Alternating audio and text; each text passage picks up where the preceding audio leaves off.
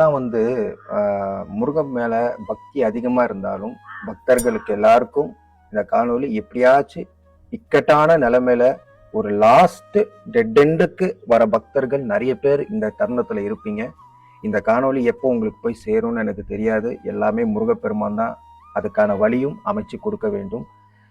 இந்த காணொளி போய் ஒவ்வொரு பக்தர்களுக்கு அந்த சூழ்நிலையில போய் சேரும்னு நான் முருகப்பெருமானை நம்புறேன். முருகப்பெருமானே அந்த வழி நடத்தி கொண்டு போவார்னு எனக்கு தெரியும்.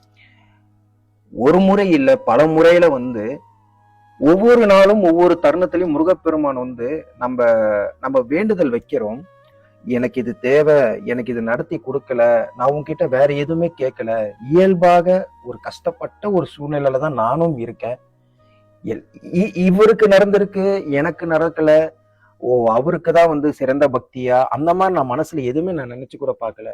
இப்ப இருக்கிற சூழ்நிலை, முருகா என்னை காப்பாத்தி விட்டா மட்டும் போதும். கருணையின் கடலே, கருணையின் வடிவமே, முருகப்பெருமானே எனக்கு இந்த ஒரு வழி மட்டும் காட்டு தலைவா. முருகா நான் வேற எதுவுமே கேட்கல. என் வாழ்க்கை இப்பவோ அப்பவோன்னு ஒரு மனநிலைமையில நான் இருக்கேன். இதை வெளியில சொன்னா கூட இதுக்கான ஆறுதல் மனிதர்கள் தரமாட்டாங்க. அதனாலதான் உன்கிட்ட இந்த நேரத்துல நான் கேட்கிறேன்.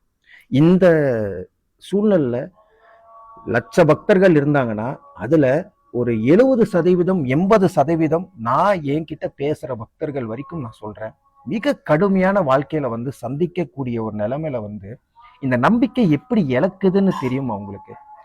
நம்ம சும்மா நம்ம முருகன் மேல பக்தி சும்மாலாம் யாருமே இழந்துட மாட்டாங்க.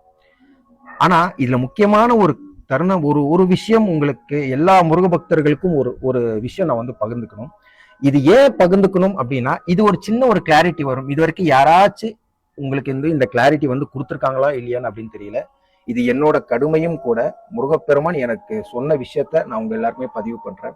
என்னன்னா, இந்த திடீர் முருக பக்தரை விட்டுடுங்க. திடீர் முருக பக்தர் அப்படின்னா வேற ஒரு தெய்வத்தை நான் வணங்கிட்டு இருப்பேன்.